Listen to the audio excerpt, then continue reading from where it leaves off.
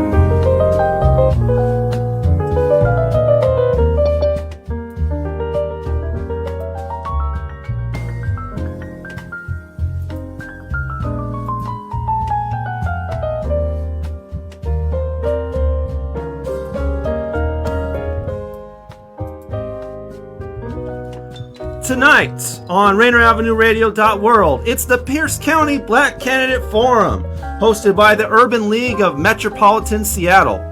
This broadcast is powered by the Urban League of Metropolitan Seattle through public advocacy, providing services and developing strong business community partnerships, and by Seattle Academy of Arts and Sciences, SAS, preparing students for college and life, valuing curiosity, innovation, participation, excellence, exploration, and resolve.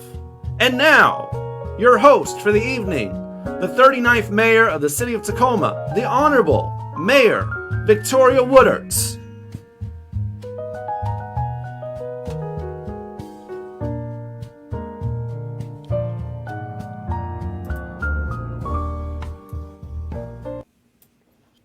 Take it away, Mayor. Oh, sorry.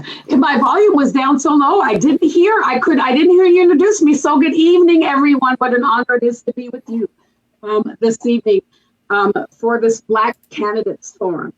As it's already been introduced, I'm Victoria Woodards, and I have the proud honor of serving as mayor for what I believe is the best city in the universe, and that is Tacoma, Washington. But I'm fortunate enough tonight to be the moderator for the Pierce County Black Candidate Forum. This is a series of forums to have a conversation with Black legislative candidates of the Puget Sound. The first being the candidates around the Pierce County area. The Urban League of Metropolitan Seattle, Alpha Phi Alpha Fraternity, Zeta Phi Lambda Chapter, Delta Sigma Theta Sorority Incorporated, Seattle Alumni Chapter, Byrd Barr Place, and Seattle King County NAACP is bringing you this series. We would also like to thank Rainier Avenue Radio for broadcasting. This series is to inform you about the importance of local elections and positions, how key issues such as climate change, housing, affordability, and police accountability are influenced by these positions. This is not to persuade or endorse any candidate, but simply show how representation matters for Black Washington families. To find out more of what the Urban League is doing to ensure every person votes and to check your voter information, go to urbanleague.org and look for the Civic Engagement tab. For Byrd Barr Place, look under the Get Involved tab to vote.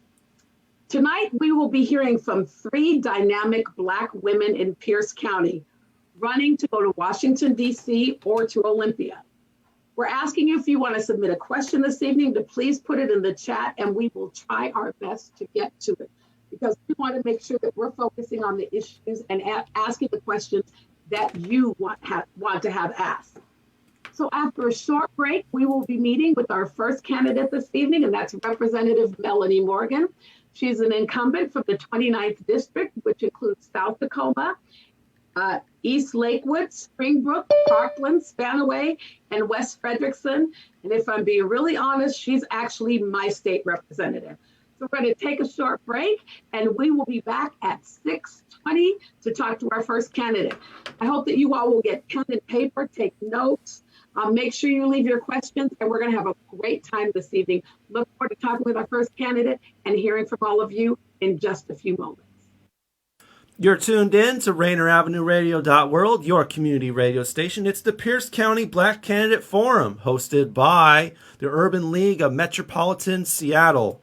This broadcast is powered by the Urban League of Metropolitan Seattle through public advocacy, providing services and developing strong businesses and community partnerships, and by the Seattle Academy of Arts and Sciences, SAS, preparing students for college and life, valuing curiosity, innovation, participation, excellence, exploration, and resolve. We'll be back with the 39th Mayor of the City of Tacoma, Victoria Woodards, in just a little bit, and our first candidates coming up here. So stay right here on Rainier Avenue Radio, your community radio station, in just a couple of minutes. This is Paul Pearson, host of Star Time. And when I'm not meeting Mrs. Jones in that cafe for a chat and nothing else, I'm listening to RainierAvenueRadio.world.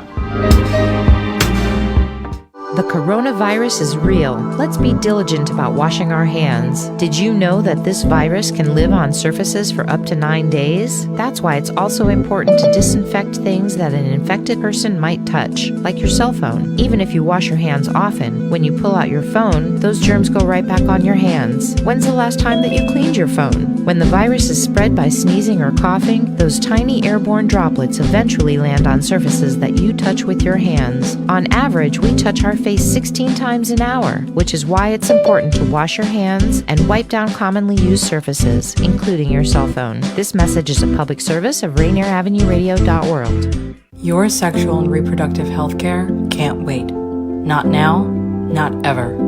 Planned Parenthood is here with you to provide you the quality care you need from the experts you trust. Call or visit us online to book your appointment today. This is the news on Rainier Avenue Radio. A new U.S. military court has canceled all hearings in the case until next year and delayed the start of the trial of the 5 defendants charged in the September 11, 2001 terror attacks until at least August 2021. Per NPR, jury selection had been scheduled to begin in January 2021, but the new judge, Colonel Stephen F. Keene, who began overseeing the case in September, said a delay is necessary due to pandemic travel restrictions and his need to familiarize himself with the case. Many Guantanamo attorneys say even the revised start date isn't realistic, given the legal proceedings there have been in a virtual standstill since February, when the coronavirus began limiting access to the island. And that's your news on Rainier Avenue Radio. Hi, I'm Paul Pearson of Star Time. Did you know that back in the 1930s, Rainier Avenue Radio operated out of a supply closet in the Columbia City Sea First Bank? Well, times have changed and so have we. Now you can hear all the great Rainier Avenue Radio shows on our mobile app for Android and iPhone. It's completely free on the Google Play Store and the iPhone App Store. The Rainier Avenue Radio app. This is Brenda Charles Edwards, host of Seniors Matter. Join me every week to get information on activities and issues that impact the lives of older adults and their families. That's Seniors Matter every week on Rainier Avenue Radio. You're listening to RainierAvenueRadio.world. RainierAvenueRadio.world. You're tuned into your community radio station here for the Pierce County Black Candidates Forum. Yes, sir. Powered, of course, and hosted by the Urban League of Metropolitan Seattle. We're also sponsored by Seattle Academy of Arts and Sciences. For the Urban League, through public advocacy and providing services and providing strong businesses and community partnerships. And for SAS, preparing students for college and life. Valuing curiosity, innovation, participation, excellence, exploration, and resolve. And now we return to the Pierce County Black Candidates Forum, hosted by the 39th Mayor of the City of Tacoma, the Honorable Mayor Victoria Woodards, and her first guest of the evening, Representative Melanie Morgan. Great. Thank you so much. Good to be back with you all. I hope you enjoyed that short break. And I am delighted I'm delighted tonight that our first candidate that we're going to talk to is Representative Melanie Morgan. I want to thank all of you again for joining us for the Black Candidate Forum. And let me tell you a little bit about the person we're going to be speaking with this evening. Representative Morgan is running for her second term representing the 29th Legislative District, which I mentioned earlier encompasses South Tacoma, East Lakewood, Springbrook, Parkland, Spanaway, and West Frederickson. Representative Morgan is a veteran, and before being elected to the state legislature, she was a school board director in Franklin Pierce, a commissioner on the board of the Pierce County Housing Authority, a mortgage banker, and much, much more. Ladies and gentlemen, I'm delighted once again to have Representative Melanie Morgan joining us. Good evening, Melanie. Good morning, good morning. You see how I am. Right? Good evening, Mayor Woodards. Boy, I don't need to say anything else. That was a great introduction. Pretty much gave my whole bio there. Oh, girl, it's easy. I mean, but nowadays you start in the morning, and the only reason you know that it's nighttime is because it gets dark. So when it's still light outside, it's hard to tell what time of the day it is. This is almost like being on the floor debating. Right? Insular. I wondered why there was never very many windows on the floor, but now I know why. So you all won't know whether it's light or dark outside. Don't have any windows at all, which was very precarious because one time when the Satanists came down to do their thing down at the Capitol, we didn't even know they were there until that evening. So, well, hey, listen, let's jump right in. Let's jump right into this. Here's how it's going to go. We've got 3 questions for you to respond to, and you'll have 2 minutes for each question. And then after our 3 prompted questions, we will pull 2 questions from the audience and have 2 minutes for each one of those questions. So we're going to jump right in, and I'll just ask you. So this is your second time running. How has this journey been this time around, especially during COVID? Right. So this has been a different type of campaigning this time around. I don't get to engage with my constituents, which I truly, truly miss. I love engaging with my constituents. Mm-hmm. I love feeling the beat of the crowd and it just talking to them and getting to know who they are and what their issues are, and just creating solidarity across the whole district from the north to the south, east, and the west. But, we still are connecting during this time. Even if we can't do doorbelling, we've been connecting on Zoom, social media, phone, text banking. And the other thing that I started, it was doing Morgan Mondays, where we, and you came on that show too, Mayor. Sure did. Right. Yeah. So see, we're trying to connect people with the information. The first one that we did is how to register to vote, which is extremely important. We reran that right before the primary so that we're not leaving out any of our constituents. As you know, the 29th is known as the lowest voting district in the state. Yep. But I am proud to say that it is paying off with the PCO work that we're doing and the work that we did down in the legislature. We increased our primary numbers by 20% or more in every precinct. So that's what we're looking to do in another couple of weeks here. I said in 2018, when I left that campaign trail, that we need 20% increase in voter turnout for 2020. The other good thing that I love that we did this time in my campaign is we created a youth and young adult think tank.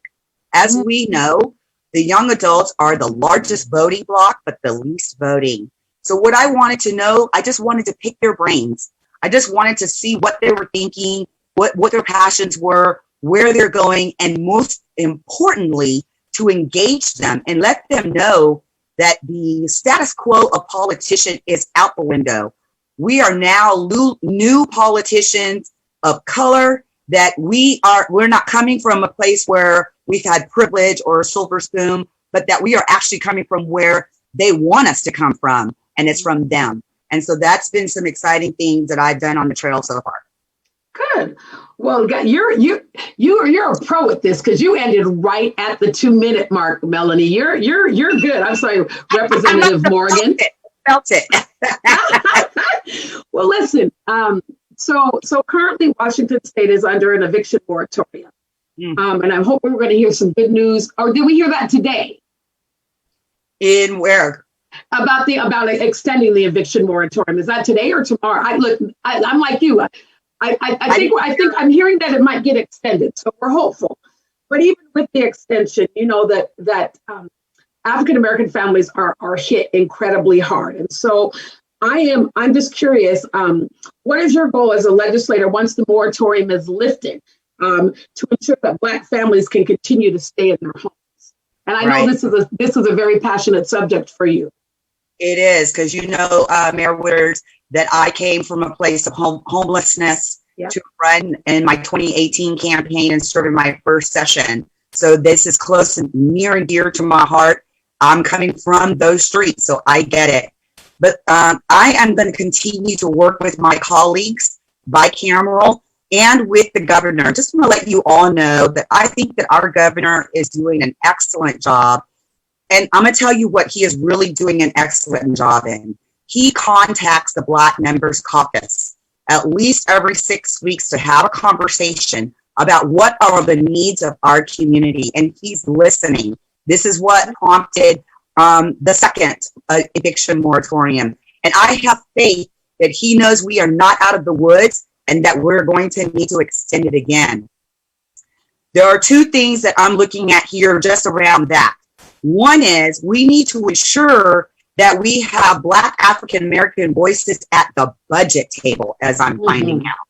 Not just the policies, but actually where the money is being decided, where it's going to be spent. Second of all, we really, really need to get the Democrat Party back into the White House. One of the things that our Black African American constituents were hit with was Section 8 not having a secretary, which made the Section 8 vouchers obsolete. Therefore, that's why I'm looking to do a state housing authority to start supplementing that and pulling all of our housing issues under one place. So that's just a start. Plus, getting a homeless shelter down here in Stanley. We appreciate that because most of the homeless services are in Tacoma, and we know that when people are in a homeless situation, they still want to be near their neighborhood. They want to still be close to the things that they know and not have to travel to another community. So thank you for that. Melanie, you mentioned the governor reaches out to your Black caucus. How big is our Black caucus in the state of Washington? Because I think people are going to be really surprised when you give this number. Right? Okay. So hang on, folks. Buckle up. We have 5 Black legislators in the Black Members Caucus. Now, for us, we're proud because we have the caucus. But here's the thing. Why this November election is extremely important for the House. One of our members has retired. Representative Eric Pettigrew retired. So now we're down to 4. We have 7, 8, 9 Black candidates running in this next cycle here coming up in the next couple of weeks. It's important that we grow our Black Members Caucus. It's important that even if we don't live in their districts, that we support them either by you have family, friends over there, or you can always donate to their campaigns. We need to stick together across the state of Washington to ensure that we are electing more Black African Americans to the state legislature. Wonderful. Well, listen, so we know that we are living right now through 2 pandemics. Yeah. At least that's how I describe them. The pandemic that we call COVID that started in March. And I think the pandemic that has always existed but came to a head at the end of May. And that is the pandemic of systemic racism. And when we say names such as Sean Furr and Manny Ellis and Charlena Lyles and countless others, action is needed for police accountability and oversight. As a state legislator, because I know as a mayor, there are only certain things that we can do at the city level, but some of the things that we have to abide by are taken up at the state level.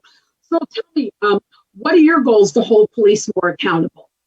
Yes, that is an excellent question. And just for some names that we forgot, Trayvon Martin, we're way back, and Sandra Bland, right? We don't think it's women that are being killed as well in our communities, but we are being choked out just as much as our men are. Yeah. So here's where I come from, Mayor Woodards, is that I'm a roots person. And so my colleagues, and the governor, we created task force, we've created subgroups to start looking at police accountability. And will be supporting my colleagues in all of that legislation that will be coming forward. But I do look at them as Band-Aids. As you have mentioned at the outset of this question, this is a second pandemic. The reality is we never left a pandemic. We've been in a pandemic since they released us. We still don't have our freedom. We're still fighting for our freedom, but since they released us off the plantation, we still don't have a dime to our name. We are just now rising. Just now, before it was hit or miss, 2018 really put us on the map.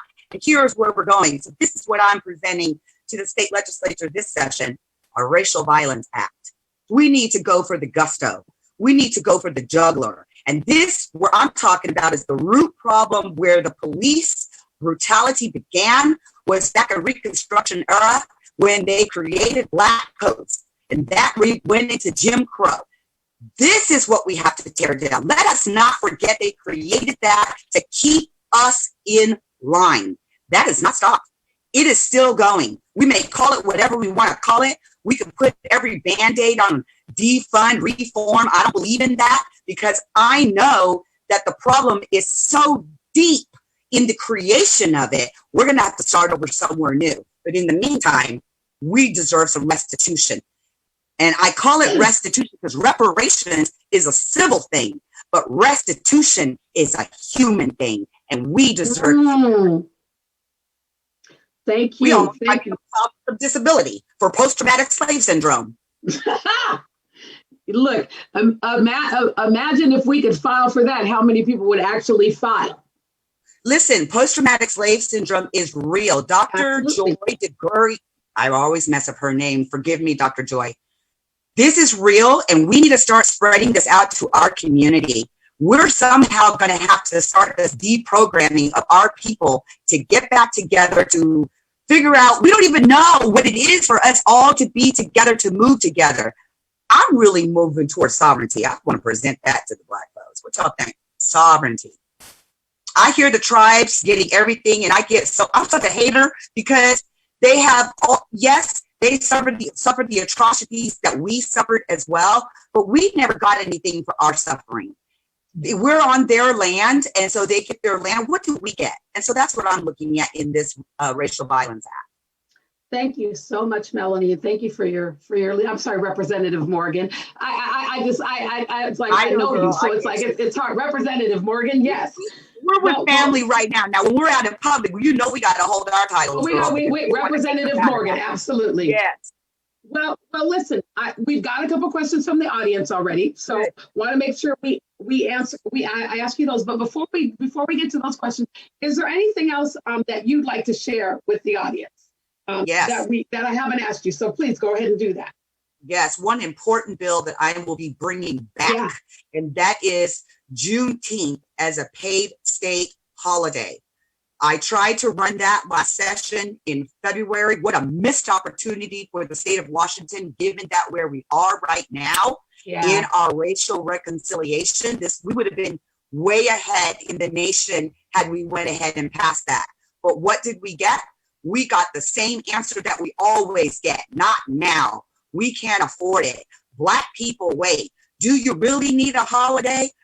So I'm going back, and I've been having conversations with the labor and everyone coming back and making it stronger. I know for sure that this time it's going to pass, and we're working on that fiscal note to ensure that the state of Washington, first and foremost, Mayor Woodards, I want to let you know that I am very, very concerned about the disparities in COVID. And so in 2021, I would like for the state legislature to bring us up to par in our disparities in our community before we start paying for Juneteenth. So I'm going to be advocating for Juneteenth to come online in 2022 after we get our people out of the disparities that we've experienced during COVID. Wonderful. Well, thank you for sharing that with us. And for those of you who are listening, make sure that you're paying attention to what Representative Morgan is working on, because while Representative Morgan, if reelected, may not be your state representative, but you can then talk to your state representatives about supporting her in the work that she's trying to do, because you can't do it by yourself. No. And so we need to make sure that our listening audience knows that if these are issues that you're interested in, that you want to support, you don't just have to call Representative Morgan to support them. You can call your own state legislators to make sure that they're getting behind and supporting the things that are important to us. So I will add. Oh yeah, go right ahead. That we can engage more by testifying in the hearings for these bills, as we did in the hair discrimination bill. There are so many ways that we as Black African Americans can now engage the system that we didn't know before. Yeah. Well, okay, so the first question tonight is, you said you have a youth think tank to engage first-time voters. What have you heard from them about voting in this critical election?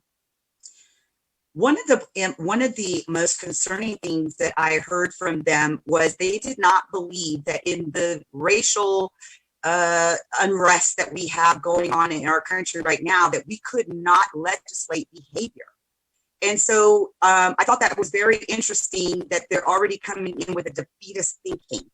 So that the status quo has already been telling us for centuries this is who we are, and we are nobody, we're just young folks, and that we won't be able to make them change.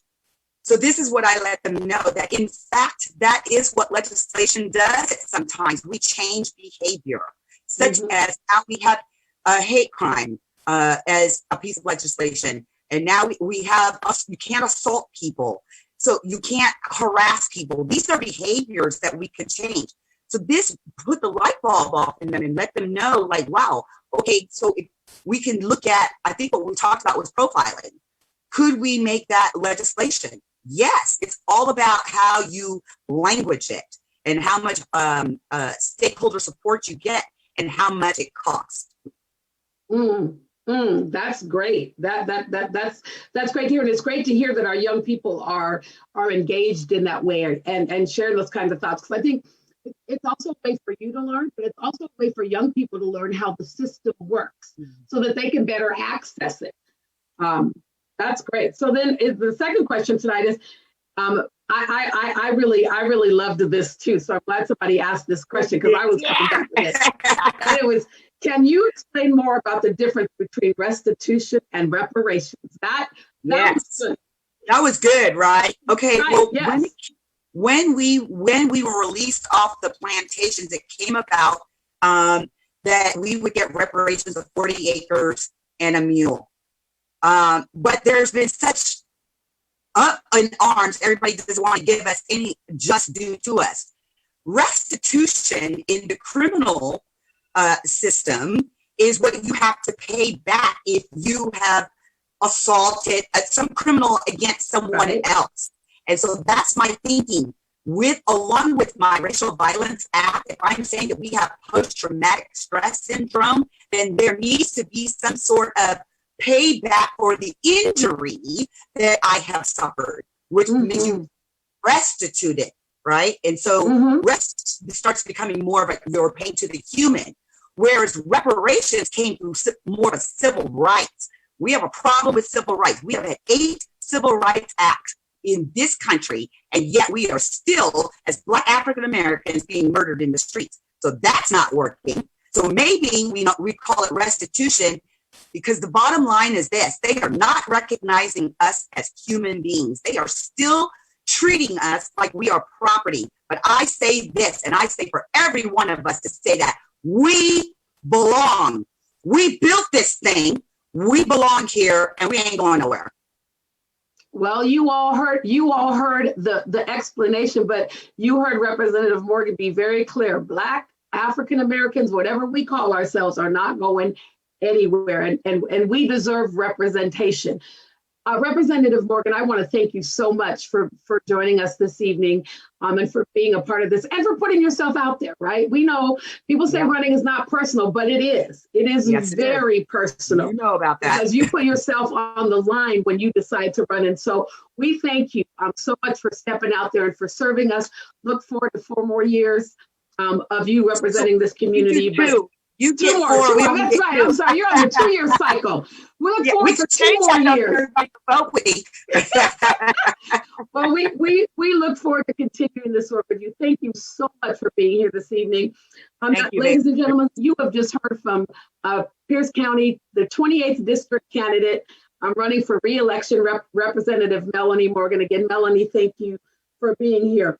We're going to take a quick break and we'll be back with our next candidate. But I want to remind you that this Black Candidate Forum is brought to you by the Urban League of Metropolitan Seattle, Phi Alpha Fraternity Incorporated, Zeta Phi Lambda Chapter, Delta Sigma Theta Sorority Incorporated, Seattle Alumni Chapter, the Byrd Barr Place, and Seattle King County NAACP.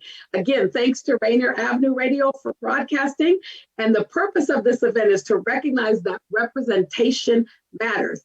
This is not to support and endorse any candidates, but to check out more of what the Urban League of Metropolitan Seattle is doing to ensure everyone gets out the vote. Go to www.urbanleague.org. We're going to take a break, and when we get back, we will be joined by Tawanna Nobles, running for state senate for the first time in the 28th district, South Pierce County, Lakewood, DuPont, Steilacoom, University Place, and Fircrest. We'll be right back.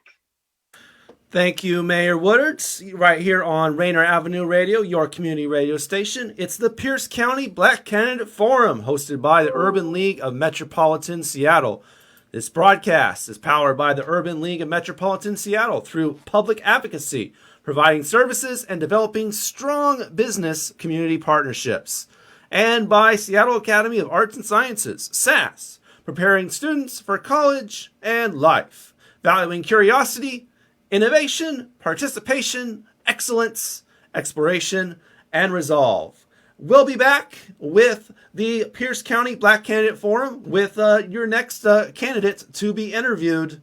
Of course, her name is Tawanna Nobles, representative running for the 28th District for the first time ever. We'll be back on Rainier Avenue Radio, your community radio station. Rainier Avenue Radio.world, breaking radio boundaries.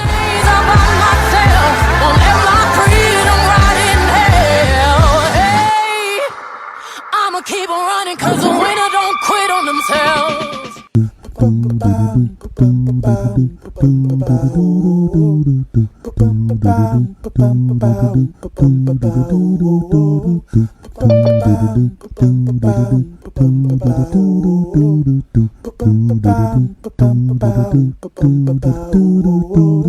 Wash your hands, don't touch your face, wipe things down, clean up your space. When you cough and sneeze, do responsibly.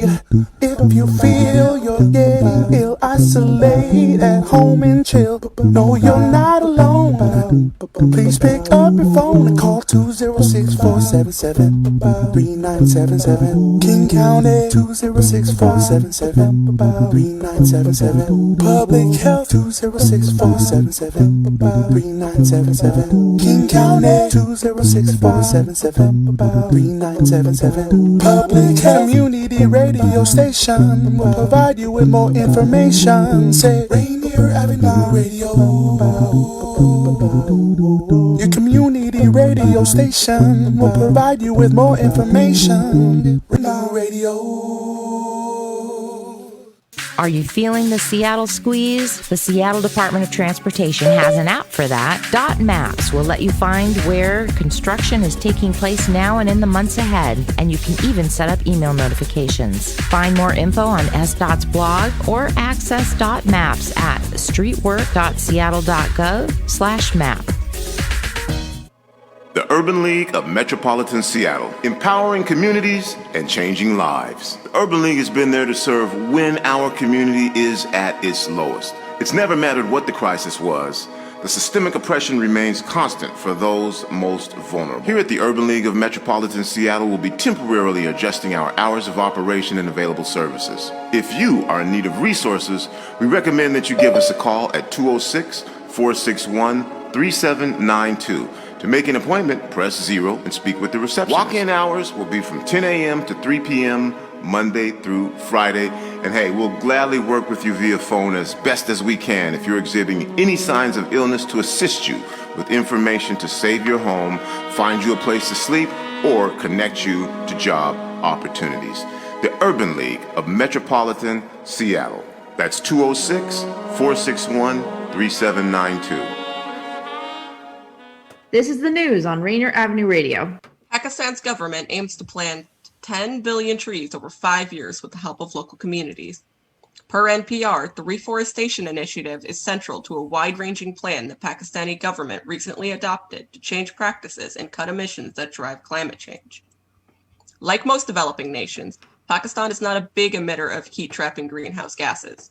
However, developing countries suffer harm disproportionate to their historically low emissions.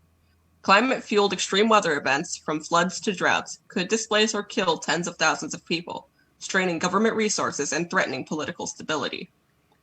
That urgency has prompted some nations, such as Pakistan, to craft ambitious plans to reduce emissions, even as the world's second-largest emitter, the United States, shrugs off serious climate action. Pakistani Prime Minister Imran Khan said, quote, knows the implications of climate change and is willing to take the lead in putting Pakistan on green trajectory, unquote. And that's your news on Rainier Avenue Radio. Would you like to see when your favorite Rainier Avenue Radio show comes on? Check out our show schedule, updated weekly at rainieravenueradio.world.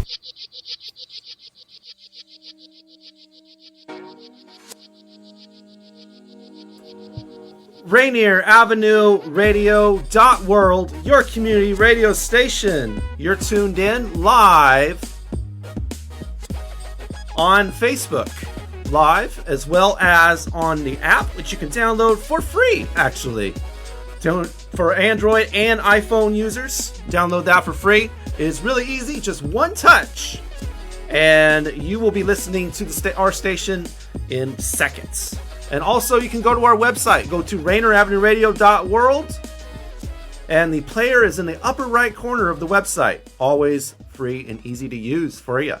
We're here for the Urban League's presentation, the Urban League of Metropolitan Seattle's presentation of the Pierce County Black Candidate Forum, hosted by the Mayor of Tacoma, Mayor Victoria Woodards. Our broadcast today is powered by Urban League of Metropolitan Seattle through public advocacy, providing services, and developing strong businesses and community partnerships. And by Seattle Academy of Arts and Sciences, SAS, preparing students for college and life, valuing curiosity, innovation, participation, excellence, exploration, and resolve. This is all part of our Community Election Connection presentation of debates, forums, and interviews that we will be doing here on Rainier Avenue Radio almost every day until Election Day.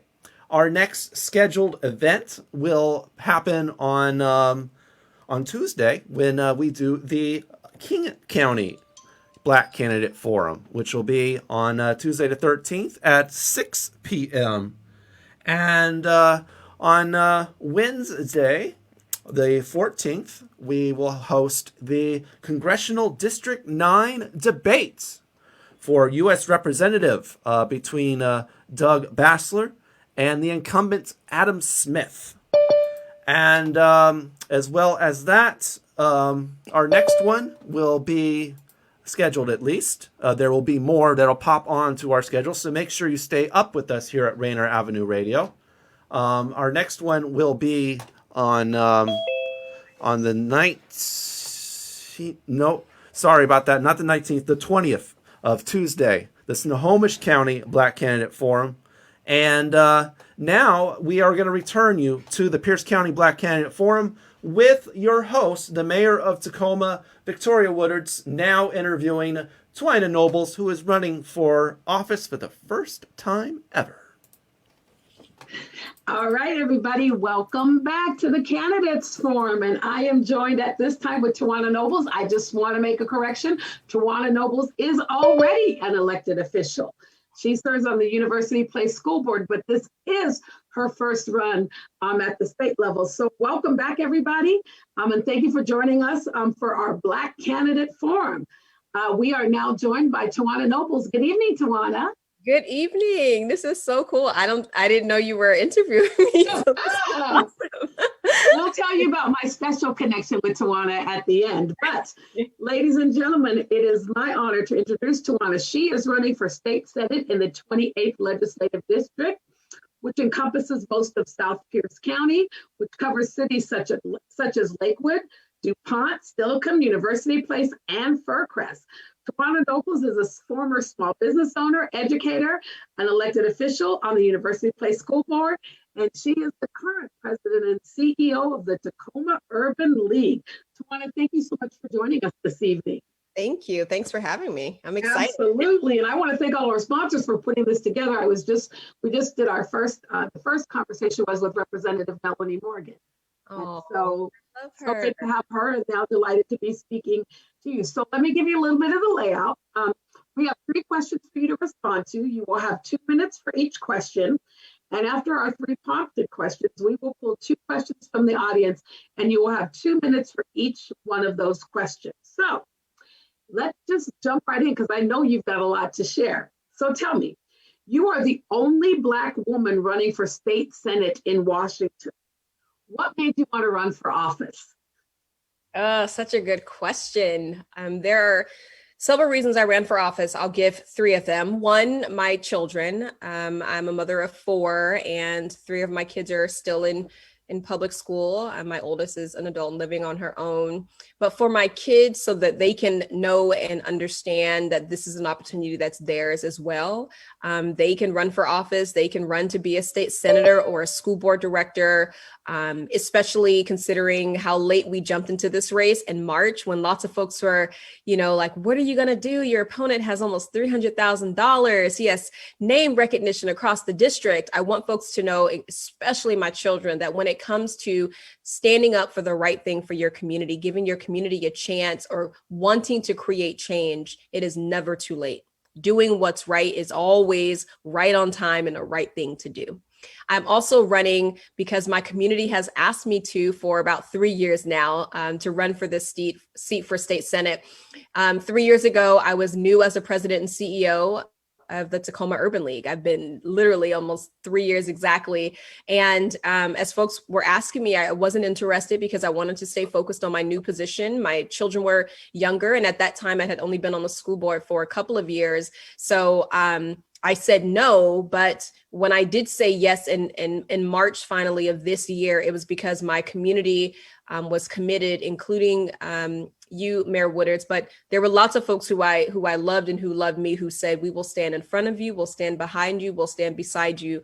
Wherever we are, we're standing with you if you run for this seat. And so here I am, and there are about 4,700 individual donors and, dozens of volunteers, just so many folks who have helped this campaign to be successful. And then lastly, a missed meeting with my senator, which has been kind of the experience of too many community members, that our senator has not been available to meet with them, whether they're union leaders or teachers or attorneys. And, I had a scheduled appointment as the CEO of the Urban League in partnership with Urban League of Metropolitan Seattle. And it was another missed meeting, which to me communicated the priority of community members. And I decided in March that I was not going to allow my senator to have this seat and continue to be unavailable and not represent our values. There was something I could do. And so I threw my name in a hat, and here we are. Less than 30 days until election day, right. And we've done a really good job. Yes, you have. Well, let me ask you the next question. Many Washingtonians are currently struggling to pay their bills, and currently there is an absence of federal assistance. What would you do as a state legislator to keep Washington families afloat? Yeah, well, one of our, important responsibilities as state legislators is making sure that we are, providing a budget that's going to fund vital programs across our state. but we also are going to need, we know we're going to need help from the federal government. So it's really important to see what type of help and assistance the federal government is going to provide. But our state and our state budget is still going to be responsible to fund important programs, workforce development programs to help people to get back to work, programs that are going to help our early learners and students. We still need to fully fund education, and everything about this pandemic is going to cost districts more money. In order for our students to be safe, even when schools reopen, we have to retrofit classrooms and disinfect them. We may have to make additional hires as we reduce class size. So we want to make sure as state legislators, we are preparing for adequate funding and advocating for adequate funding. And that is what I will do, as well as making sure that we're taking care of community members and small businesses to make sure that they have all of their resources to pay their rent, to pay their mortgage, to pay their bills, to help small businesses to get the funding they need to keep their business open and keep their employees and customers safe. So there is a lot of responsibility, but we can fight for funding to make sure that these services, trickle down to our community, to folks who are working really hard. And I will be a strong voice, a champion for all the things that I know our community members need as they're fighting through this pandemic. And I personally know what it's like to have to struggle to pay bills, to have to make it each day, especially as I think about our teachers. I remember being a teacher and a single mom for a period of time and just making my way through and struggling day by day. So I will also lean on my personal experience and make sure that fewer, and then hopefully one day, none of our community members have to go through that. So we can count on me being a strong voice in our state legislature for funding the needs of our community members who are trying to get through this pandemic. That's really interesting because Representative Morgan has a personal experience with homelessness. You have a personal experience of what it means to be a single mother and struggle and still support your family. And so how does that role, like your experiences, what do you think having those experiences does for you as a person who's running for office? Those experiences keep me humble, and keep me empathetic. Wonderful. It's important to do this job as a leader and know what folks have been through. It's important to know that I'm not just creating policy for the hypothetical. I'm creating policy for the real experiences that I know I have lived through. Everything from living in shelters, from being homeless, from experiencing foster care. When I talk about our state budget funding vital programs, as a young person, I benefited from those vital programs that our state budget funds. As a leader of a nonprofit, I help community members to access those vital programs that our state budget funds. So my lived experience is everything in understanding why it's so important to work hard for the people who elect me. Right.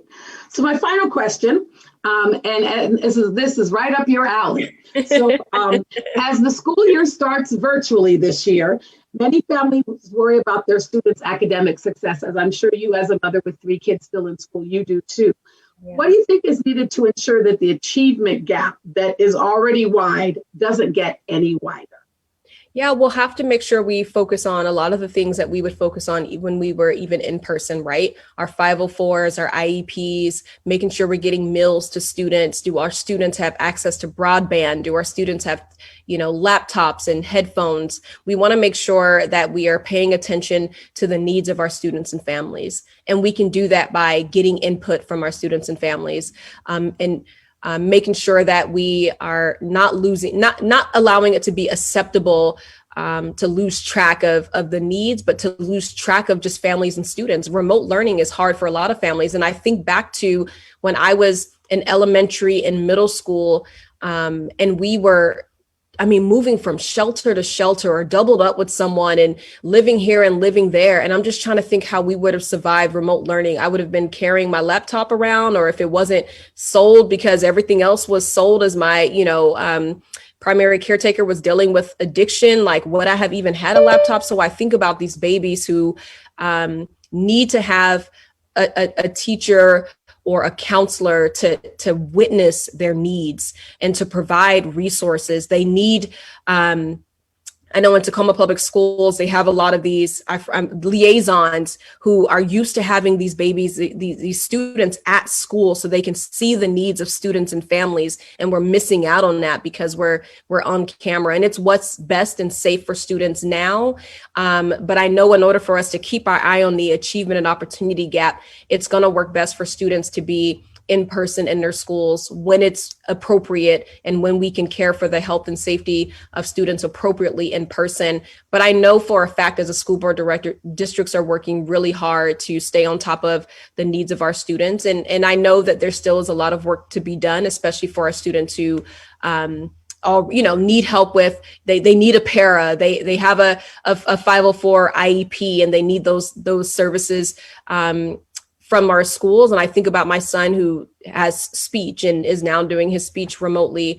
So I really just challenge schools to stay on top of those needs, to talk to families, and just to continue to prioritize, the students who we know are Black students, our students of color, our students who speak multiple language, our students who are learning English, our students who are experiencing poverty, to make sure that we are thinking about these students, our special ed students, and just taking care of their needs. It's a hard job, and especially remotely, but I challenge all of our districts to dig in and do that work. And I commend those who are doing it and doing it well.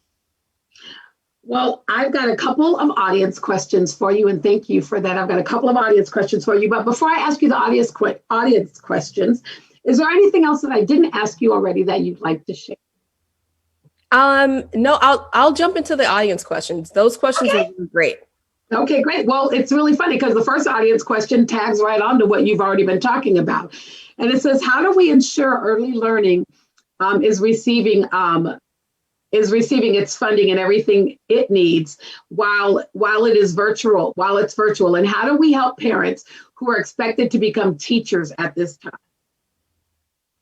Yeah, well, I have a fourth grader, and my background is in teaching. I actually have a Master of Arts in teaching, but that isn't my profession currently. And so I don't expect for parents to be teachers at this time. I mean, I know these are our children and we have to support them, but it is a major lift. I'm also, working from home, and I think about families who have to get up and leave their home and go to work. So students are not getting the same experience that they would. I want parents to take a deep breath and know that this is a very challenging time. And I personally do not expect them to fill the role of a teacher. I just encourage everyone to do the best that they can do. And some days, to be honest, I can't do anything at all. 2 weeks ago, my son turned in all of his assignments. And again, he's fourth grade. It's still, early learning for him. He turned in all of his assignments. And I asked him, did you turn in your work? And he said, yes. And I'm like, okay, cool. I'm doing my work. Well, I didn't ask the child if he completed the assignments. And so he turned them all in and didn't do any of them. So listen, some weeks we just gotta hang in there. But now we have a new system, and I try to walk through them when I can, but some days I can't. I'm running for office and I'm working, as hard as I can to support everyone in my family. Today, the internet just went out. Comcast had an outage. My kids couldn't finish their assignments between 1 and 2. And so as it relates to early learning, I think that is why it's so important for us to vote, because it's not just the rarity of a pandemic, but if we want champions for early learning and folks who are going to understand the needs of our students, we have to elect them into office. So please make sure that you vote. Please make sure that you focus on representation, that you elect people who are going to understand the needs of our students, who understands the importance of early learning and setting our kids out on the right path as early as we can in preschool.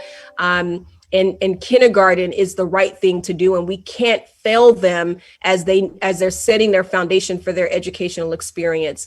And so that's the leadership thing. And that same, those elected leaders also have to be a strong voice for making sure those students have the resources that they need. But, in the interim, work in partnership with the teachers of your kids, work with your school administrators, and just be honest about some days we just have to, take some days off and do what we can. And if you're like me, some weeks my kids are just simply going to turn in no assignments because I trusted them and that's all I had that week. And then we get back. I happen to know your 3 children, so I can absolutely see in the fourth grader say, I turned it in, Mom. What is the problem? I did what you told me to do. But no, you're so correct, and that's why representation matters. So speaking of representation, especially during this time, we know that the second audience question is really around COVID, and as we know, families are struggling, and some families are obviously more vulnerable than others. So the question is, how do you plan to help the most vulnerable families to recover if you become a state legislator? Yeah, well, as a state legislator, my job will be to create policy, legislation, to pass bills that are going to help our families to get through this pandemic, and to make sure that our budget is funding those programs that are going to help our community members to get through this budget. But also as a state senator, I'm not going to lose the on the ground work that I'm doing as a community member and someone who cares. What I am doing right now, and I will continue to do, is I'm helping small businesses to apply for small business loans. Early on it was PPP when, back in March and April, but now we're focused on other federal funding or, funding from the county or state or city. We have a small business support navigator at Tacoma Urban League. We created a new position in this pandemic to help our small businesses to keep their doors open, to provide a high level of customer service and technical assistance. We're mailing out PPE to businesses to make sure they can keep customers and their employees safe. We are purchasing laptops for students who still do not have a laptop. As we talk about early learners, again, I commend our districts for working as hard as they can, but not all of our families have access to the resources they need. So we just placed another order of laptops, and I just got confirmation they were delivered. We purchased headphones to help our students and families. We've been delivering food to the doorsteps of family. We've been providing rental assistance, and now we're moving into mortgage assistance to help our families. During this pandemic, we launched a workforce program for young adults to help them to learn construction trades so they can get to work immediately and make a living wage. We also have been working with Comcast to connect community members to their Internet Essentials program and making sure that community members know they can go to Graduate Tacoma to get those services paid for. So everything from broadband to helping small businesses to helping people to simply get back to work. I'm already on the ground doing what I can to help people to get through this pandemic. And then, of course, as a school board director, making sure that we are, fighting for equity and anti-racism in our education system, and helping folks to recognize that, yes, our community members, our Black community, other communities of color were already disproportionately impacted, and that's just exacerbated by this pandemic. So we have to step up and do what we can do. At Tacoma Urban League, we also had, free COVID testing. If, whatever we can think of that's going to help our community. We've launched therapy and yoga, free therapy where we paid for it as an organization, and all folks had to do was sign up for an appointment because we knew that it's stressful to have, family members at home, stressful to lose jobs, stressful to think about, living in the pandemic. And so if we can help our community, we're trying to fill the gap. So we're doing our best to hang in there and meet the demands of community. And as a state senator, I will continue to do that very hard work and use all of my influence and access to help to make our community better, because I know we'll be experiencing this pandemic for a long time. Wow. You said a lot this evening, Senator Nobles. But it is such an honor to spend this time with you. We have a few more minutes. So in the last few minutes, again, I offer that opportunity for anything that you'd like to share. What I do know about you is the fact that that your commitment to this community goes far beyond this elected position, and that, as you said, no matter being elected, you're still going to do what you've always done, which is serve community, because I know that's at the heart of what you do. So anything you'd like to share, and if not, I've got a question for you. Yeah, a couple of things. I think it's important for folks to know, especially those who have not read my story, have not read my bio, to understand the reason why I want to serve this community that would be reason number 4 that I didn't mention earlier, is because my community really helped to save my life. As someone who experienced abuse and living in shelters and just being homeless for so many years and experiencing foster care, my community of teachers, of mentors, of coaches really kept me on the right track, really looked out for me. And that is why I became a teacher, a mentor, and coach. It's why I founded Ladies First. It's why I give back to my community. I will leave this earth an empty vessel, and knowing I've given my community, my family, and myself everything that I have to give because of the way that community has poured into me, because of great mentors like you, Mayor Woodards, who have, made me a better person each and every day. But I think it's also important for folks to know that, it required a lot of hard work to, overcome a lot of the trauma that I experienced, to be focused, to be open to, all of these relationships and folks who were interested in helping me to reach my full potential. It's a lot of hard work to go to college and earn a bachelor's and master's, and encourage my family to do so. It's a tremendous amount of hard work, but I never feel like my community isn't with me, and including and running for state senate. And if there are folks who, want to get involved with the campaign, I encourage you to go to TawannaNobles.com. I encourage you to volunteer. We have so many phone banks, so many opportunities to volunteer. You can donate to the campaign and get involved. We've accomplished in a short period of time things that people thought that we wouldn't. We've broken so many campaign records in a short period of time. But like I said, it's always the right time to do the right thing. So I encourage each and every one of you to, try something for the first time, try the hard stuff, do the things that people are telling you won't be successful at, because I believe in you. And I hope more importantly, you believe in yourself. Well, Tawanna Nobles, a person who's not afraid of hard work. As a personal witness, this obviously we're just interviewing candidates and just letting you all get to know them and not telling you who to vote for. That's not my job tonight. But I said earlier, I have a special relationship with this young woman. She's like a daughter to me, and I'm so incredibly proud of you. Just listening to you tonight, just share your dreams and hopes, and how hard you've been working. This will be a lucky state. This will be a very, very lucky state. You all make your own decisions, but what's most important about this is to really get to know the candidates and make your decision. I'm incredibly proud of everyone who's put this together tonight to be able to make sure that we understand who's running and why they're running and get to know them. People vote when they know the candidates they're voting for. And tonight, so far, you've got to hear from Representative Melanie Morgan, who's running for a second term. And now you've got to meet our potential senator, Senator Tawanna Nobles, from the 28th. And Tawanna, do tell, one of the questions I asked Melanie talked about the fact that she meets with that the governor meets with the Black Caucus. And I jokingly said, how large is our Black Caucus? And she said, 4. I don't know if anybody realizes, but if and when you are elected, tell the listening audience, how many Black senators have there been in the Washington State Senate? Well, that's a really good question. I don't know if I know how many total. I know Senator Rosa Franklin. I know there are none now. So when elected, and for some folks, if elected, but and I speak life into things. When elected, I would be the only Black senator in our state Senate. It's been 10 years since we've had a Black person in our state Senate. And I'm not sure before Senator Rosa Franklin, how many folks served in our state Senate, but she might have been the only one, if maybe one more, but not representative of this very diverse and very beautiful state of Washington, where we have lots of qualified folks and amazing folks who can be running for state Senate. So I'm happy to be the only at this time to join a very small group of state senators who have been able to serve our state. But I would for sure be the second Black woman to become a state senator, but the only Black person elected.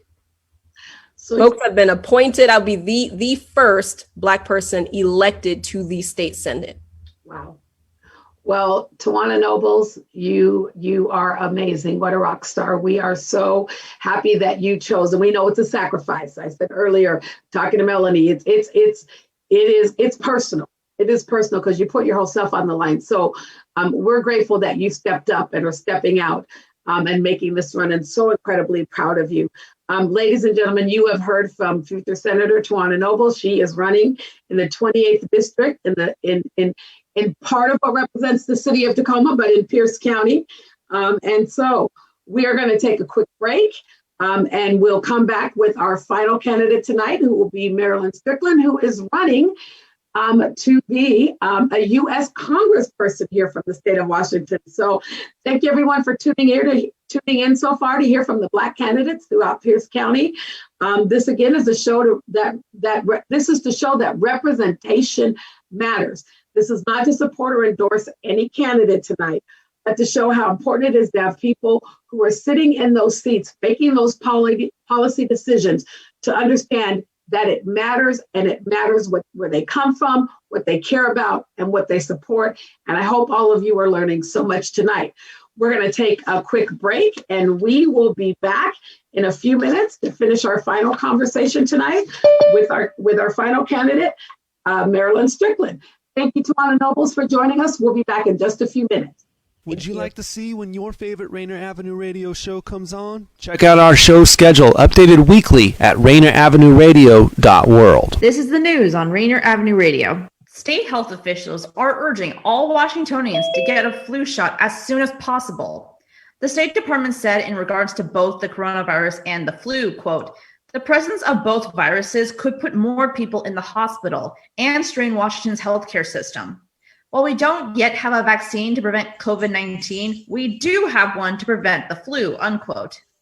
Per patch.com, flu shots are encouraged for everyone aged 6 months or older, and especially for young children, pregnant women, seniors, and those with underlying health conditions, including asthma, neurological and neurodevelopment conditions, chronic lung disease, heart disease, blood disorders, endocrine disorders, kidney disorders, liver disorders, metabolic disorders, weakened immune systems due to disease or medication, people younger than 19 years of age who are receiving long-term aspirin therapy, and people with extreme obesity. And that's your news on Rainier Avenue Radio. This is your RainierAvenueRadio.world community update on free online exercise classes. The YMCA of Pierce and Kitsap counties has launched more than 60 free online exercise classes and youth programs to support the health and well-being of the community. Classes include boot camp, yoga, weightlifting, boxing, tai chi, and more. Find classes at ymca360.org. No membership is needed to access these classes at ymca360.org.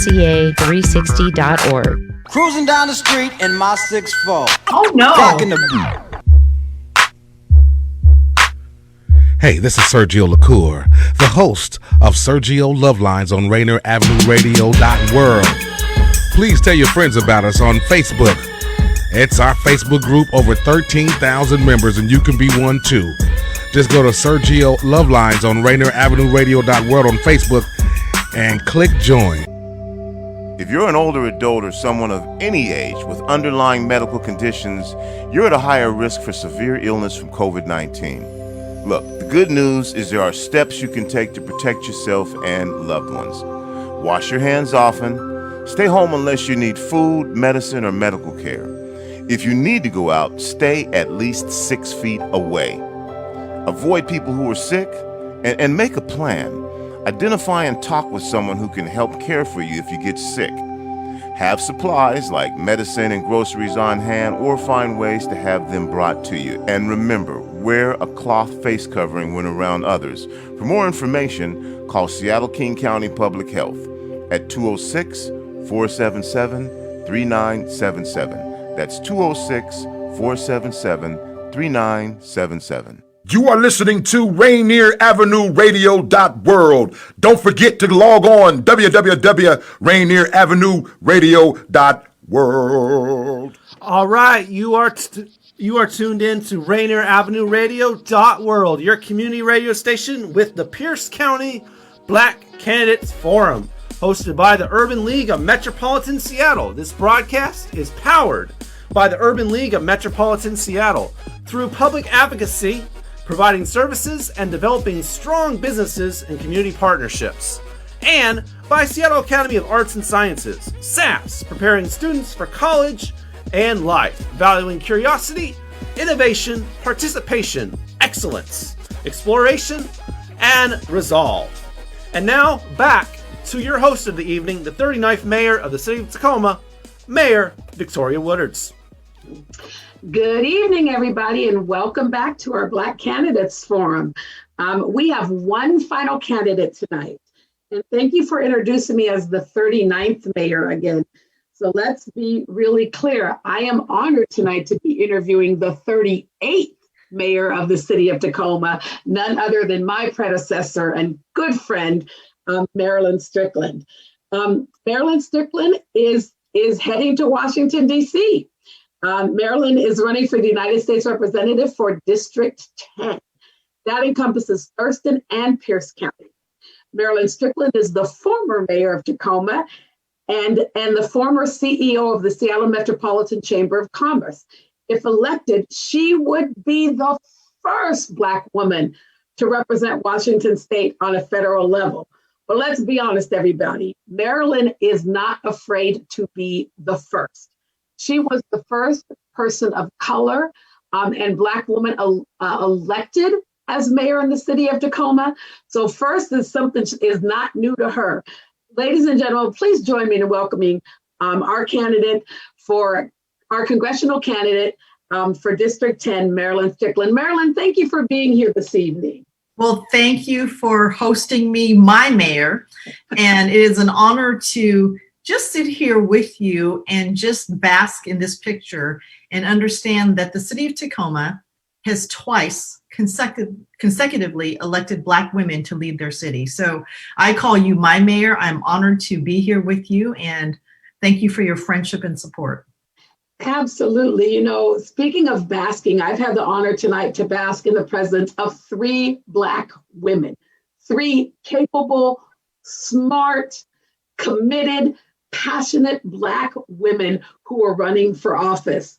And I will tell you, I've not been smiling a lot the last couple of days. You all know I lost my father, but through this whole time, I can't help but have this huge grin on my face every time one of you pops up on the screen, because I remember when there were very, very few of us running or even in elected office, but to see so many qualified Black women running, it gives me goose pimples. So I'm so excited to have you here tonight and be able to be the person who interviewed you. So let's just jump right in.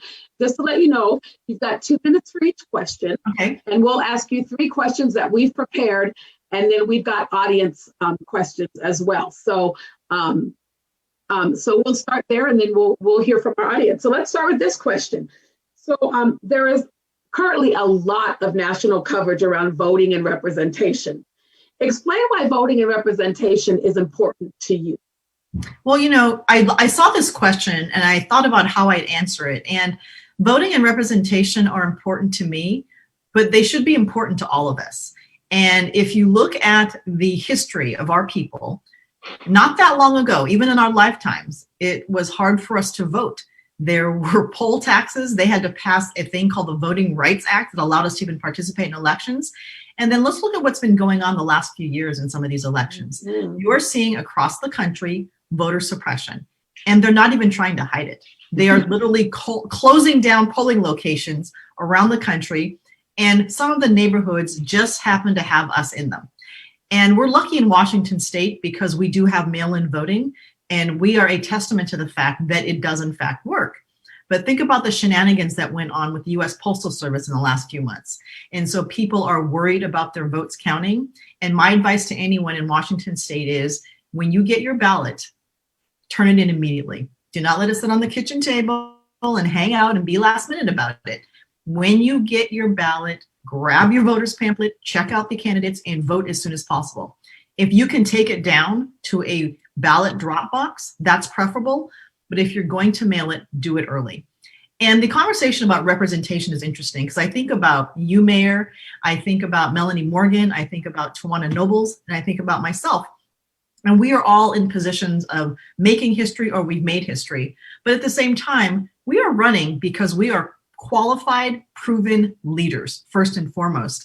And sometimes when I hear people say, well, I'm not going to select someone because they're a token. It's like, make no mistake, if we're in a position to even run for office, we've already had to work twice as hard to even be considered a viable candidate. So representation does matter, and you know why. We make better decisions as policymakers when we have more voices at the table.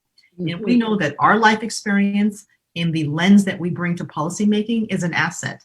And it benefits our community as the African American community, but it benefits everyone. And that is the argument that I make when I talk about why representation matters. So my punchline is, vote the minute you get your ballot. Do not wait. Get that thing in quickly. And representation matters because our voice needs to be there for our community, but it's good for the community at large.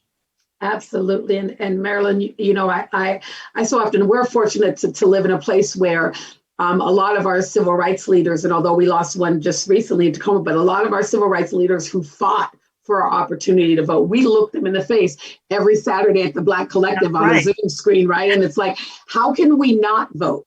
How can we not think about people who look like us represent us? And understand our issues because they're lived experiences. That's been part of the conversation tonight, is that, you know, every candidate has a lived experience that makes them, that they bring to the table, that helps them make their decisions. And so, you know, as a U.S. representative, obviously we know that you're going to be looking out for Washington State. But it's your responsibility not just to think about Washington State, but to think about every family in the United States, and not just to think about Black people, but to think about every person. Right. So tell me, what are your three goals as you become a legislator? Yeah, so, you know, I think about the time that we're in now, October 2020, everyone take note because it's this bizarre time in history, but it's also an opportunity. And I say that, Mayor, because back in December, when I declared my candidacy, no one imagined that in October, we'd be in the middle of a pandemic, an economic crisis, and social unrest because of racial injustice. But in many ways, the COVID crisis has just amplified the inequities in our system. And I'll get to the policing part in a minute because that's an important part of this conversation. But I would say my priorities are, we have to get COVID under control. And I say that because we're doing good in Washington State, and thank God we have a governor who acted quickly and followed the science. But we know that that's not true around the country. And so we need a national strategy. And Vice President to be Kamala Harris last night talked about needing a national plan, testing, contact tracing, taking this seriously as a country. If we're able to do that, then we can have a full economic recovery. And I say this for one reason, especially when you think about tourism, for example. People are not getting on planes. They're not going to restaurants. They're not staying in hotels. They're not going to sporting events. And we can't even open school because people don't feel safe. We have to take care of those things because there are workers who need to go back to work. And you know, our children need to be in school. And for a lot of our kids, not having high-speed internet at home is pushing them further behind than some of their peers. And so it's the COVID crisis, it's the economic crisis. And then finally, I will say, I was proud to support the George Floyd Justice and Policing Act that the Congressional Black Caucus led and the House Democrats passed. And it is my hope that we're able to get some movement on that. And here's why. What they're proposing is not radical. It's common sense legislation, banning chokeholds, requiring body cameras, getting rid of qualified immunity, and making sure that implicit bias training is a standard part of how people are trained at police academies. It won't solve every problem, but it's a really good way that the federal government can support the good work that local mayors want to do, just like you're working on the transformation of policing and what you're trying to do in Tacoma. Thank you, Marilyn. And we know that policing is just one part of it. And as we think about it, and you kind of talked about this, but we are in the midst of a health and economic crisis. We are. And so as you talk about, you've kind of talked about contact tracing and making sure we have testing and all of that. But what other ways do you think, how do you believe we can create a quick, and we get quick, but also a just recovery, making sure that make sure that because we're not going to be whole until everybody has recovered.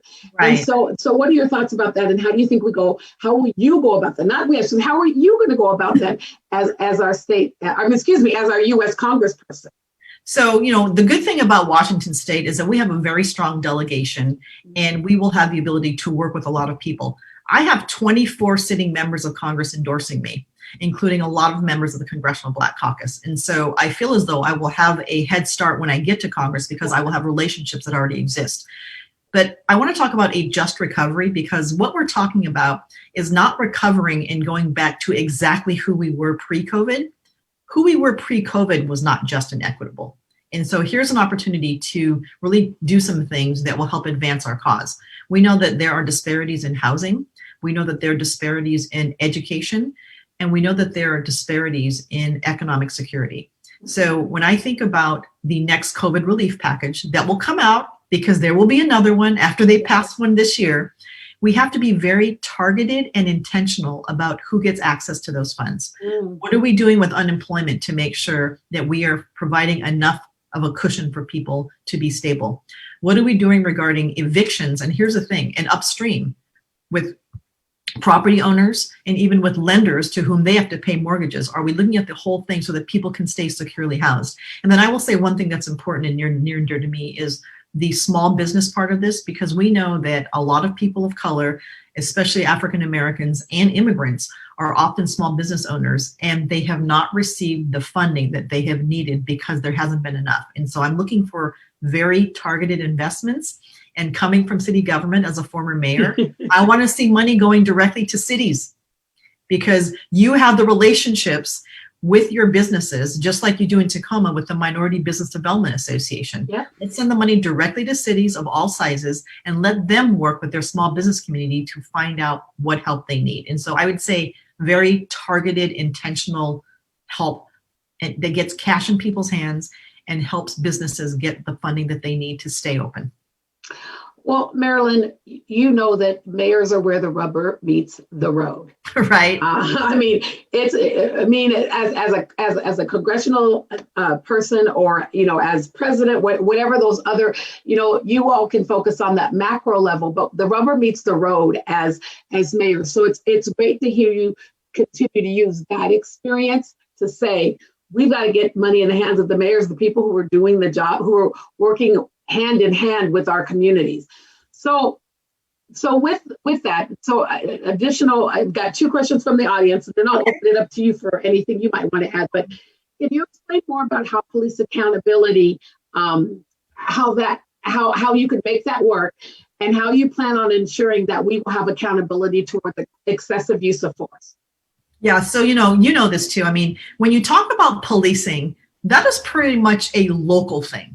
And every community is very different. So what is going to work for public safety in Tacoma might be a little different than South Bend, Indiana, or Miami or Atlanta. And so the work that you started with Project Peace that we worked on together is a good framework. So the question becomes, okay, taking those recommendations, how does Tacoma, for example, decide that they're going to define what it means to have a safe community? And make no mistake, every single person who lives in every neighborhood wants to be safe.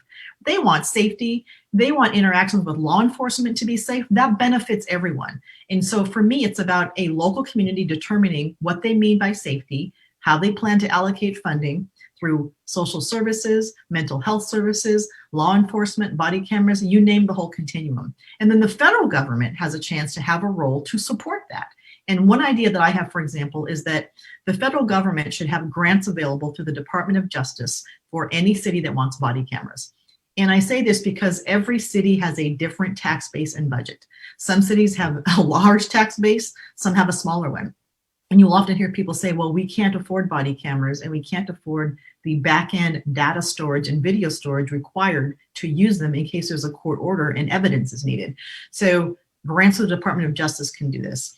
The qualified immunity issue that has come up with the Justice and Policing Act, that is really right now a law that exists that provides immunity from people from civil suits.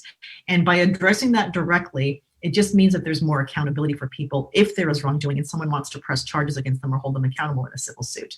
And then finally, I will say, when it comes to accountability, you cannot legislate what's in someone's heart and what's in someone's mind. But if something is done that is wrong and egregious, people need to be held accountable.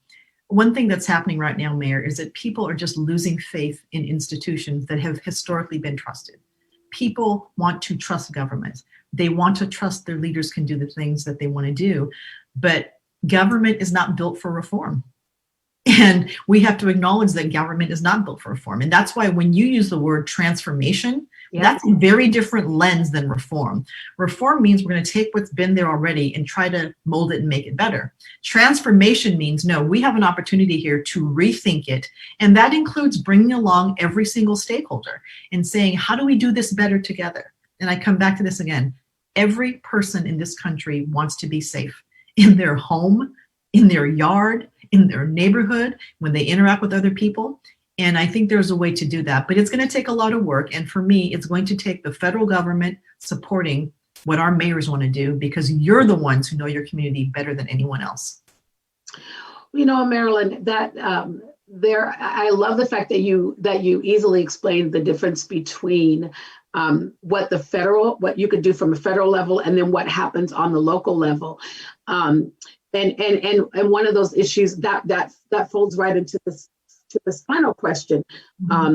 We know that there are lots of CARES Act funding that obviously didn't get to cities of Tacoma size. It was only 500,000 or more cities and counties, which is less than 40 cities in the country. Right. And so with that, and you think about all the things that the city is responsible, how do we ensure that especially homeowners with a mortgage and renters stay housed and recover during this pandemic?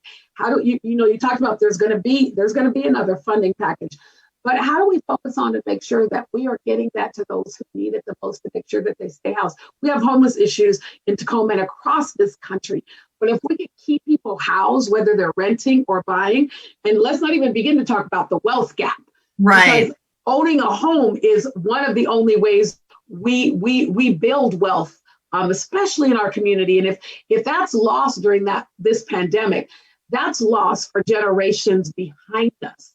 Because most of us, a lot of people have inherited a house from their parents. But how do we make sure that we're keeping people housed during this pandemic and as we come out of it?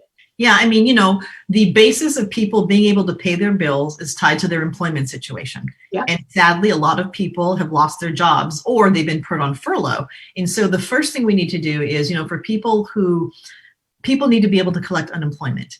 And the additional $600 that was in the first package, that needs to continue to happen at a minimum.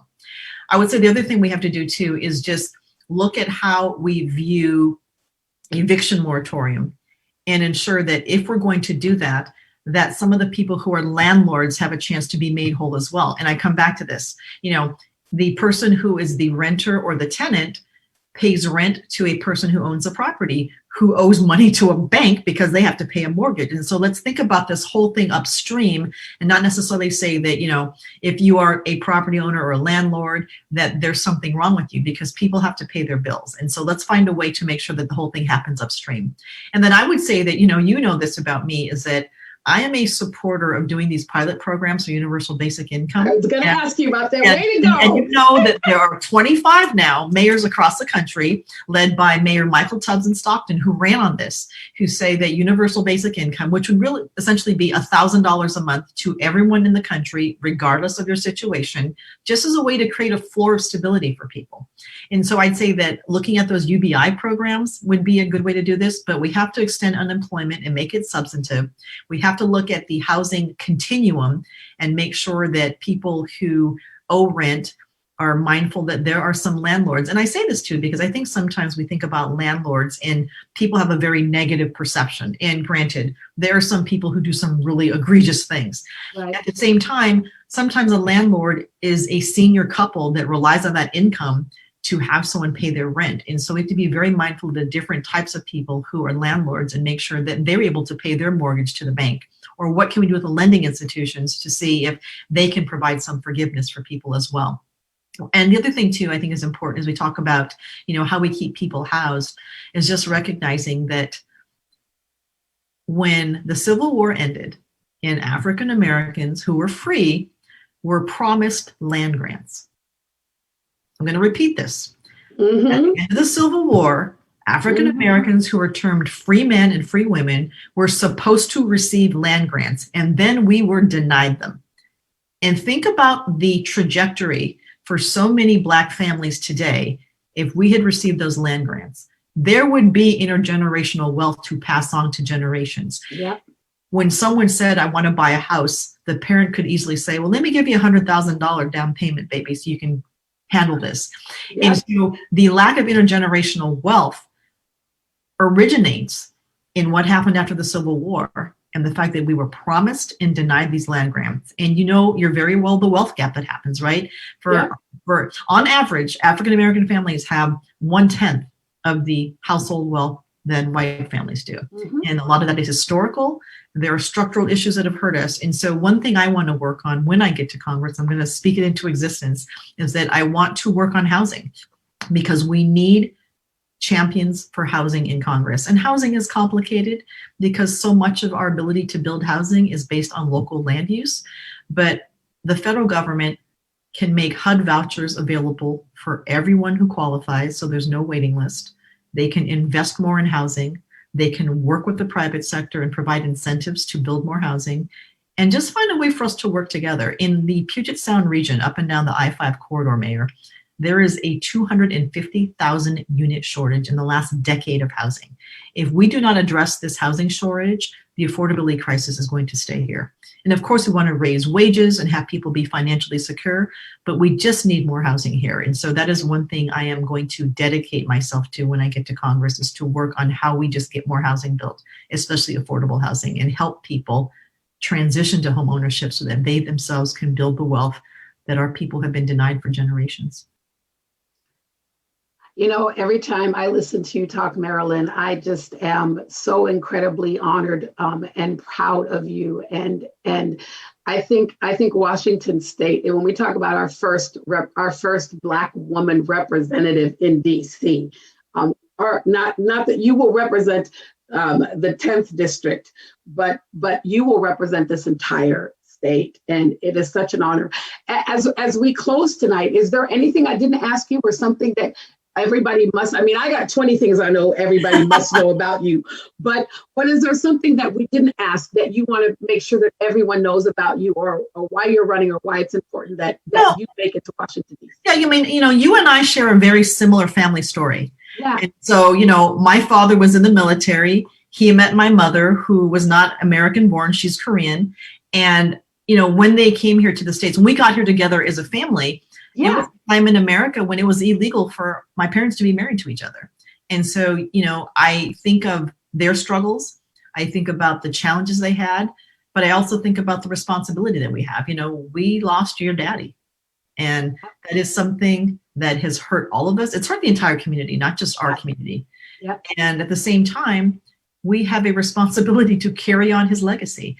And I remember think about this, there was a time when I ran for mayor and you were running for city council that same year. And there was a conversation that some folks had. They said, we don't know if Tacoma can elect 2 Black people in the same year. And you and I said, well, they better get ready, because it's going to happen. Right. And then as I was looking at transitioning away from the mayor's office, we just said, okay, well, I'm going to pass the baton to you. And what Harold Moss said to me was, you are honored to be the first, but you don't want to be the last. Yeah. And so as I think about my opportunity to serve this state, this district, to be a member of Congress, this is about setting up an infrastructure. And, one day when I'm not there anymore, I want to make sure that we're able to carry on the tradition of having a member of the Washington State delegation who is African American. And so it is just, I have so much pride when I think about the series of interviews that you've done tonight. Yeah. All African American women who are getting it done. There are record numbers of Black women running for office across the entire United States at every level. And, I believe that there are things that we are going to do that people have not imagined, because it just didn't even seem possible that long ago. Think about this. Kamala Harris is going to be the vice president of the United States. I mean, you think about that. And you think about the opportunity for all of us who will serve in some capacity to work to move the agenda forward that is inclusive, that talks about economic opportunity, and really is very, very human-centered. And so I'm just honored to be here in this place with 27 days left until this election. Everybody's I think every candidate tonight has said 27 days, and it's like everybody is. I'm surprised somebody hasn't been able to say 27 days, 5 hours, and 21 minutes. As I look at the clock today, right? Yeah. Well, and it's just, it's time for representation, and it's just time for us to restore the dignity of this country again. And no argument there, Marilyn. As I think about the three of you, and I think about first, and we talk about how far we think this country's come, but to live in a state where we're going to be electing our first. we're still saying first, and It's exciting, but it's also incredibly sad in a way that in 2020, we're still saying the first. Yeah. And so I hope part of what everybody's taken away from tonight is the fact that I think Tawanna Nobles said this, the fact that if you want to do it, you can. Absolutely. And it's hard work. As I told every candidate tonight, they say it's not personal. Yes, it is personal. Yeah. Because you put your personal self out there and you put your whole life on display to run. But even though it's personal, it's not impossible. Yeah. And, and people will talk about how hard it is, whether you're running for mayor or state senator or Congress. And they say, well, guys, it's so hard. It's like you have to go through so much. It might be so difficult. And I say, no, what's difficult is being told that you can't live in a neighborhood. What's difficult is wanting to fight for your rights and having fire hoses and German shepherds turned on you. Hello. What's hard is a sign that says whites only because you can't come in there. What's hard is going to a school that anyway. So I think about where we come from. The list is long. I think about where we come from, and yes, there are some difficulties, but they do not compare to what what people had to experience for those who came before us. The shoulders that we stand on, these broad shoulders that we stand on for so many people. And so, this, you and I understand this. It's like, we know that we are lucky to have this opportunity, and the opportunity would not exist if not for the trailblazers who came before us. Absolutely. And I just want to say that I want to dedicate this episode to your daddy, Harold Moss, because he had such an impact. And I said this to you personally, but I want to say this in public. Harold was proud of many things because he accomplished so much, but nothing gave him more pride than seeing you, his daughter, become the mayor of this city. It was his proudest moment. And you are the right person at the right time in this job. So I just want to make sure that I'm publicly acknowledging you and crowning you, my queen. Thank you. Well, Marilyn, you are a trailblazer, and you talk about standing on shoulders. I'm standing on yours. But luckily during COVID, I've lost a few pounds, so I hope you feel a little bit lighter, but I am definitely standing on your shoulders. And again, we are just so lucky to have you running and to see you win. I hope everybody who's listening tonight has more than just listened to the candidates, but really thought about how lucky we are to have three incredible Black women running for office and wanting to serve. And so it's such an honor for me to be able to, I got to interview my state representative, and then I got to interview someone who's like my daughter, and then I get to interview my mayor. She calls me her mayor, but she will always be my mayor, the incredible woman that you are. Thank you so much, Marilyn, for joining us this evening. And thank you so much to everyone for listening in and allowing me to be your host for this evening. I don't know you all, I might have to take this permanent position, at least for the next 5 years that I'm in office, to be the one who interviews the Pierce County candidates. I kind of like this job, especially when you have so many great candidates. And it's pretty cool because I will be representing all of you in some shape or form. So it's pretty exciting. It is very exciting. Well, ladies and gentlemen, let's thank Marilyn for her time this evening. And I want to thank everyone for joining us. Thank you for coming and hearing from the Black candidates in Pierce County, of which we have three. This is brought to you by the Black Candidates Forum tonight is brought to you by the Urban League of Metropolitan Seattle, Phi Alpha Fraternity Incorporated, the Zeta Phi Lambda Chapter, Delta Sigma Theta Sororities, the Seattle Alumni Chapter, Byrd Barr Place, and Seattle King County NAACP. And let's thank again Rainier Avenue Radio for broadcasting and hosting us this evening. Again, this is not to endorse or support a specific candidate.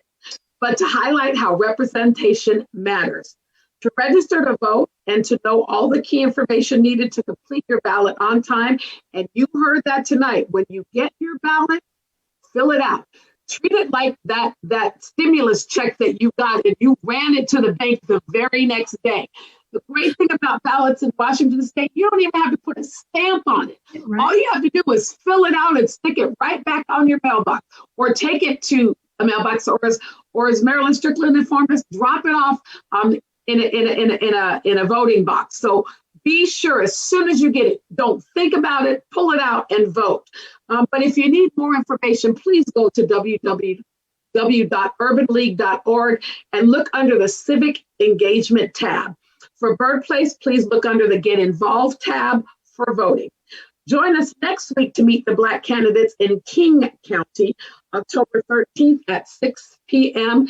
Thank you for joining us this evening. I've had a wonderful time. Marilyn, it's great to end my evening with you. Good night, everybody, and have a good evening. And don't forget, mail in that ballot. Thank you, everyone. RainierAvenueRadio.world is your 24/7 digital media hub. Tune in at RainierAvenueRadio.world. Also find us on Facebook, Twitter, and TuneIn apps. Rainier Avenue Radio presents All Music, All Day Saturday. Music, All Day Saturday. This is Edwin Bailey, Bulldog Blue. Jazz from the Cabinets. That's right, it's time once again for Jazz from the Cabinets with Big Poppy. Star Time. Thanks for tuning in. My name is Paul Pearson. This is Star Time. Saturdays, all music, all day. Reggae Hour. K-Fox Night. Looking for the perfect beat? Yeah, it's the beat of the Fox. Fresh Juice with D-Money in the group. Myself, D-Money. Nice Size Patron. Taylor Hart. Resistencia. The Northwest Rap Game. DJ Medina. Chad Cheddar. Northwest Rap Game. Sergio LaCour's Love Line. It's Sergio's Love Lines with Sergio LaCour. Going to the phone lines. Hello, who we talking? Sea Monster Radio. Mo Jams is your jam. We're live. Welcome to Mo Jam Mondays. This is KZ of KZ Music Media. Caller Goddess for Mo Jam Mondays. Just my opinion. God is inspiration. Music. All day and all night. Saturdays on RainierAvenueRadio.world. Your sexual and reproductive health care can't wait. Not now, not ever. Planned Parenthood is here with you to provide you the quality care you need from the experts you trust. Call or visit us online to book your appointment today. This is your RainierAvenueRadio.world community update on the new City of Seattle Community Resource Hub, a one-stop online shop for city resources and information. Supported by the Seattle Department of Neighborhoods, the Community Resource Hub can be found at seattle.gov/resource-hub. It's an online portal of city resources, information, and tools to help community members connect and engage with city government and with each other. That is seattle.gov/resource-hub. This is the news on Rainier Avenue Radio. The campaign to remove Confederate statues and other symbols of white supremacy in the United States is resonating in Latin America, where protesters have destroyed monuments to European colonizers who brutalized indigenous populations. Per NPR, the latest target was a statue of Sebastián de Belalcázar, a Spanish conquistador. He founded the Colombian cities of Popayán and Cali in 1537. While leading a military campaign that killed and enslaved thousands of Misak indigenous people. More often, protesters focus on representations of Christopher Columbus and other European explorers who first landed in the Americas at the end of the 15th century. During anti-government marches last year in Chile, Mapuche protesters toppled an effigy of the Spanish conquistador Pedro de Valdivia, who established the Chilean capital city of Santiago, but is now widely reviled for waging war on the Mapuche. And that's your news on Rainier Avenue Radio. This is RainierAvenueRadio.world.